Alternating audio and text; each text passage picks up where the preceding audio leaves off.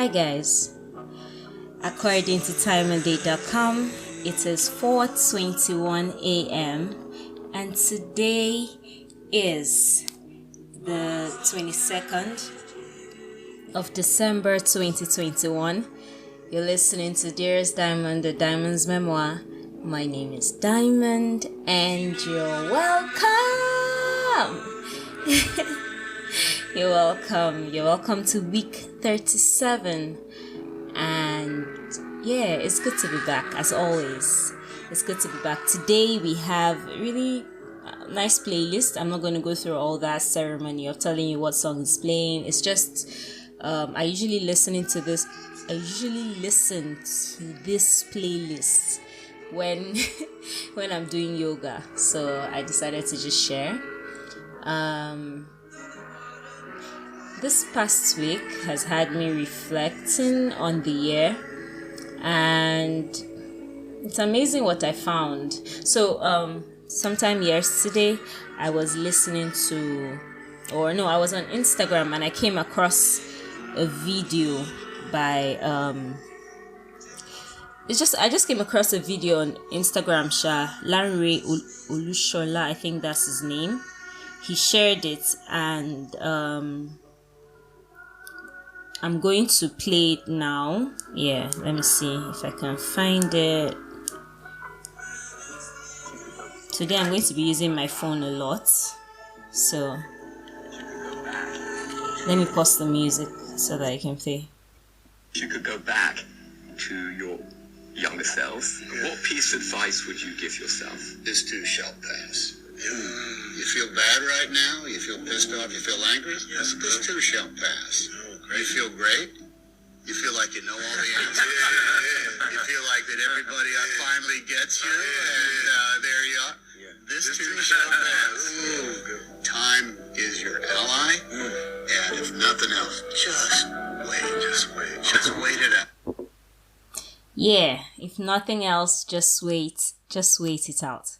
Time is your ally. So yeah, back to what we're saying. Dearest Diamond, this too shall pass. That's our title for this week's episode. This too shall pass. So that was Tom Hanks. He was asked, what advice would you give to your younger self? And he said, this too shall pass. Time is your ally. Just wait it out, really. And like I said, this past week has had me reflecting on the year, just thinking basically and remembering. And so let me tell you about the time when I was depressed AF. Yeah, so this year has been amazing. Today I have coffee and mixed with 1 or 2 shots of whiskey. It's quite nice. So yeah, so as I was saying, this year has been amazing, really. You never know how much you can, how do I put it? There's just so much to experience out of life, really. There's a lot of things that could just happen and it'll just make you see life in, some type of way. So I'll go through, while I'm talking, I'll go through my photos, just like some sort of timeline thing, yeah? So I remember that I had dropped, if you remember, if you have listened to my previous episode, you'll see that there was a week between, I think the 7th of April. Yeah, let me be very certain. I want to have details. Yes, between Dearest Diamond, Speak Up, that was 7th of April, and Dearest Diamond, Where Have You Been? That was on the 19th of May. There was a 6 weeks gap, yeah, and I remember that I did try to talk about that period in the 6 weeks gap. Yeah, I did try to talk about it, but there's a way I would have talked about it then, and a way I'm talking about it now.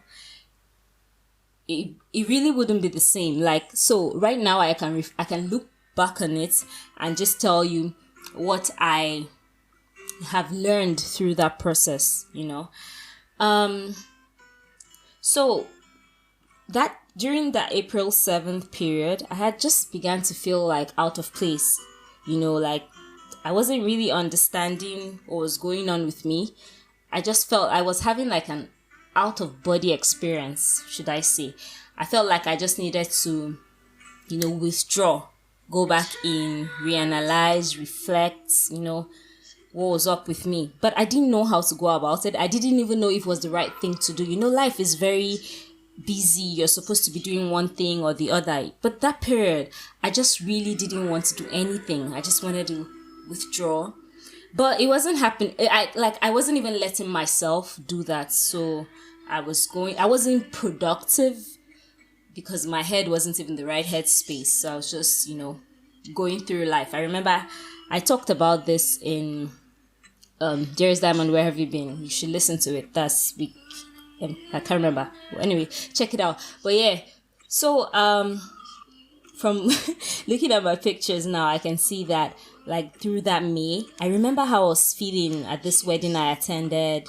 Like I was just doing a lot of things, and I had just begun to gradually detach. And I know that in episode 8 or so, I made a statement. I was like, I felt like the accident I had on the 16th of May was like a hard reset. And I laughed it off because, oh well, that felt like a weird thing to say back then. I had just almost literally killed someone. I could have killed someone. And, it was just a lot. But I wasn't thinking much about the overall, effect that could have had. I was just saying look at how it was like I needed to slow down, and this just happened. And it was a crazy time for me. Like, at first, after the accident, I was having such an elated time. It was like, oh, something bad, something fatal almost happened. And for that period, I don't know what I was thinking, but I wasn't feeling bad about the accident. I was in a good place for like a couple of weeks. I remember after 6 weeks of not even recording, after the accident, I was able to record 3 days later. And even in the recording, I rarely talked about the accident up until the very end. And all that happened. So I experienced this period of elation. It was, like when you've had a near-death experience, and I don't know, maybe just, I don't know if there's something it's called. I've never really talked about this before. So, yeah.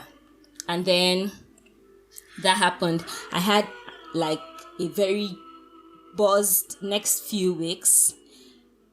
And then it was like things began to hit again. During that period, after I had accident, so I realized that something's life. You don't just... So, let me tell you. I entered, what's this thing called? This Ajo thing. It's where they take a certain part of your salary through them, or your money, whatever you call it, through the month, or you're just paying into a certain place, and then you're supposed to pick at a certain month. A lot of Nigerians should know it. That's what Ajo, it's like contribution. So through the year, you're contributing, and one particular month or week, there's a way, it runs different ways. It's your turn to pick. So I was in one that was taking like half of everything I was earning every month. And I didn't expect to have an accident at any time in the year, or something so huge that I would have had to spend so much money on. I remember I had to fix the car of the person I hit. It was later on I even realized that I had there's this thing called third-party insurance, where they could have actually, the insurance people could have actually fixed this person's car, but because, I didn't know, I had to fix her car. And then my car was parked for like 2 months. I remember, and for like that period, I didn't even notice that I said immediately after the accident, I was like high, right? Because I feel like that was some sort of high. I was on some sort of, I don't know, maybe adrenaline high or whatever. But it became like, it started to crash. that highness actually started to crash sometime in July. My car was still packed. Like, I had the accident on the 16th of May, and in July my car was still packed. I had just been stressing transportation wise, things I wasn't used to. I had to go back to them, and at first it was okay. At first it was fine, but then it wasn't. And then I just moved through. Like, I remember struggling so much, like emotionally. Yeah, it was such a tough period for me around July.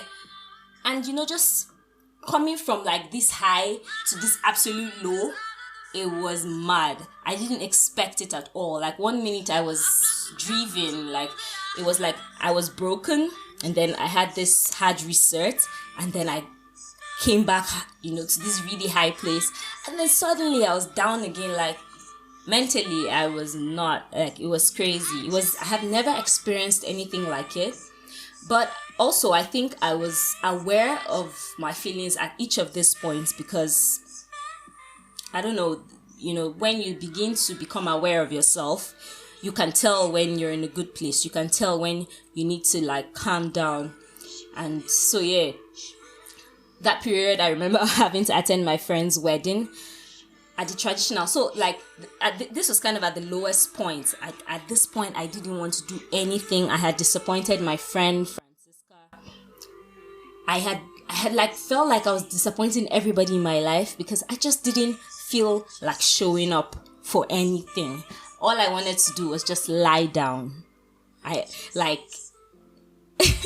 It was crazy. But then I had to show up for my friends. So I remember, in fact, all through this period, I didn't make my hair, I didn't make my nails. Like I said, at first it was okay, and then it wasn't. It just suddenly wasn't okay. And then, and the craziest part of it all, sometimes now thinking about it, I'm like, did I make the right choice? So all through these 2 months where I wasn't getting anything done, because first of all, finances were somehow, it's not like I didn't have the money to fix my car, but it was just, like I said, I was doing ajo, yeah, and that ajo, I had packed it and put in an investment. And I wasn't going to allow life do that to me. Like, you cannot just come from anywhere and alter my plans and make me take all of the money that I have invested just to fix my car. That's not going to bring me anything. Like, do you get? That was the mind frame I was in. And I was still expecting some sum of money like 2-3 months down the line. So, yeah, I was waiting for that. Should I have used what I had to fix my car and get back to being comfortable and get back to, maybe that would have helped my mental state? I don't know. But I just didn't feel like that was a wise decision, and so I didn't do it. And then we moved down to this period where I was going to get this second large sum of money. So I was trying to tell you how I snapped out of it, yeah?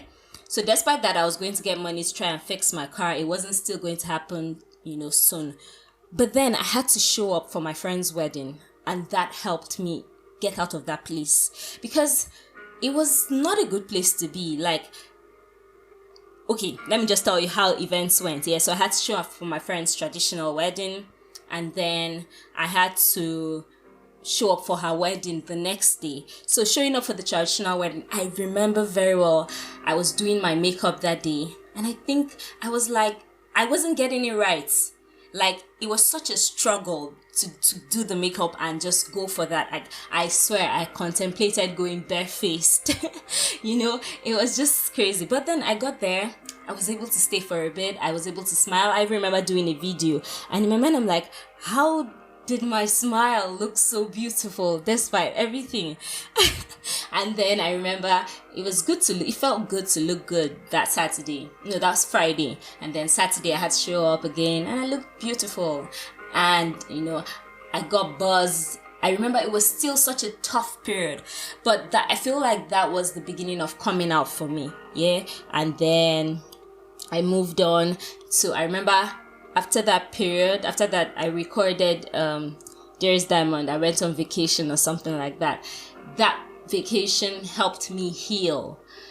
It wasn't, I don't know, I decided to call it a vacation. It might not be that for some people, but I remember in that episode I even said, life is what you say it is. It's what you call it, right? So I decided to say it was a vacation, and I remember I breathed. I was like, Diamond, leave. I was reminded by my friend, my best friend, that there's so much that you know that you should be thankful for. Because if I had looked at, the bigger picture of everything, I wasn't just being thankful at the moment. There was so much I wanted, and there was so much anticipation for what could be, that I wasn't paying attention to my friends that were showing up for me, people, how that I was able to leave and do certain things. And it really was okay to be not in, sorry, like the time, I think it's time for prayers. That's why you can hear that in the background. So sorry about it. So yeah, I remember after I came back, I didn't get better immediately, but it was a slow process out of that place. It was such a messed up place. Recently, I saw a post where someone was like, how when you begin to feel like you miss that place where you were depressed or something, like you begin to feel like you miss the high of being sad, because there's something to it. It makes you might think it, I don't know, there's just something to it. Anyway, so I was like, I could relate to that. Anyway, that's what I was saying. So after that, I came back. I went to losing my hair because I hadn't made my hair in 2 months for whatever reason. And obvious reasons. Anyway, I hadn't made my hair. I had just been, I had my dreads and I was just, fixing it. And then I came back. I remember doing my hair for the first time. I colored it gold. Yes, I think that was the first time I colored my hair. And yeah, right? That was the first time I colored my hair, actually. I can even see it from a picture here. And yeah, I went to work. I made my hair. I looked good. Very different, very unlike me. And then gradually I posted a picture on Instagram I hadn't posted in a while. I just gradually started coming out of it. I danced with my sister. It was like, looking through my pictures, I can totally see how I came out of that place. Yes, I went to church again. I can see the first picture when I went to church. I started posting sticky notes on my wall, and then thank God for good friends, man. Thank God for good friends. And then on the 25th of August, I got my car back. So the good thing was, I realized it wasn't the car, because I did begin to get better way before I got the car back. It was just, I don't know what happened in that period. But, maybe near-death experience. Who knows? I didn't get injured, though, when I say near-death experience. But it was like, I was driving. I lost concentration. I ran into the car in front of me. She left the road. And she's an elderly woman. She left the road I was in the middle lane. She left the road, so there was the express, like Airport Road. She left the road. Her vehicle rather left the road, hit the pavement on the fast lane.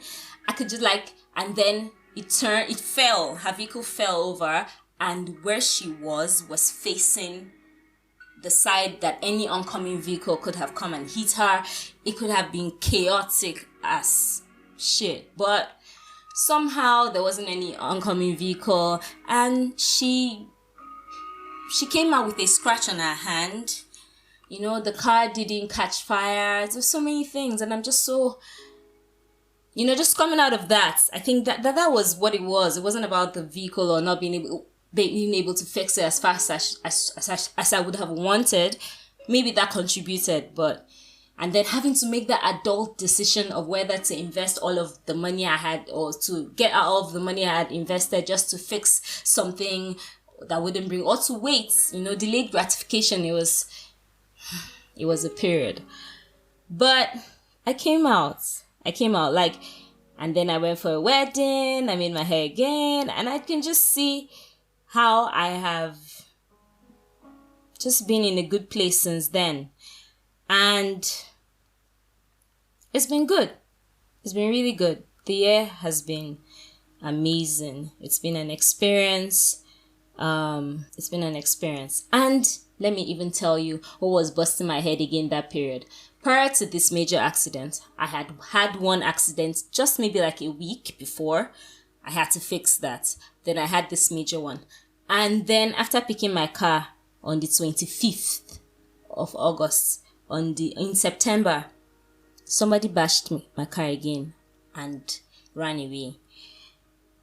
I was just like, what the fuck? I remember I had to fix my laptop during that period. It was just a lot of things at the same time. And yeah, kind of this drove me to, after this, I just learned to live daily, man. So, relating it to the title, This Too Shall Pass, is one strong lesson that I learned this year. Live daily. Nothing is permanent. No feeling, no. The only thing that's permanent is the love of God. But there's no immediate way you feel, however happy, however low, however, in between, it will pass. Look forward to the next day. Look forward to the next good news. Look forward to the next high. Whatever thing, that's one major thing I learned, it will pass. Every day, appreciate it. Take pictures so you can reflect. Thank God for the people around you and for every moment that you get to share. Don't waste so much time thinking about what could have been or what could be. Just think about what is. Where are you in the moment? Where do you want to be tomorrow? You'll get there. Be rest assured. Have good thoughts. Look beautiful when you can. Make your hair, fix your nails. If what you used to, I remember having to come down from fixing my nails at 7K to where I had to fix my nails for I think 1K, just fix my nails, let me just get back there. And it helped. And yeah, I don't think I should have stressed myself when I had money. I should have lived. Imagine if I died with that money in my one investment. I don't know. You guys, give me feedback. What do you think about that? Not that I give a shit. It has passed. But tell me, what would you have done in my situation? Would you have fixed the vehicle with the money you had and just, went back to normal life? Or you would have stressed and, I don't know. Tell me what you think. Alright guys, that's my gist for today, Sha. This too shall pass. Dearest Diamond. I have to talk about what I am. My affirmations. Okay, no. Today I'm going to say 10 things I'm grateful for before my affirmations. I'm grateful for the ability to reflect. I'm grateful to be able to look back and be thankful, to be able to look back and say this is what I have grown through. And just realize that this too shall pass. I'm grateful for that. I'm grateful to also look back and see people who stood by me. People have been there. I appreciate each and every one of you. I owe you Christmas gifts. Yeah. So it's really good. I'm grateful for that. I'm grateful for romantic relationships that are lifting. That, you can say, this person has got my back. This person, and both, in fact, relationships generally, my family, to be able to look at it and say, no, these people got me, yeah. I'm grateful for that. I'm grateful for weddings. To every of my friend and that got married this year, congratulations. I'm so happy to see them all happy and having happy homes, and I'm so positive about their lives. I could mention their names, but I think I'd rather not. So I'm grateful for all of you. I'm grateful for businesses that have thrived, my friends' businesses that have all thrived. I could see the growth in their businesses. I am really grateful for that. It's something that I'm very grateful for this year. I am grateful for consistency and learning discipline. Is one thing that the awareness brought to me this year, and I've just seen myself steadily working at it. And there are days where I want to feel pressured, where I want to feel like, oh, it's not what's happening today, but then I'm just like, nah, keep going one day at a time, remembering to tell myself that I'm grateful for that. Yes, sir. Those are the things I'm grateful for.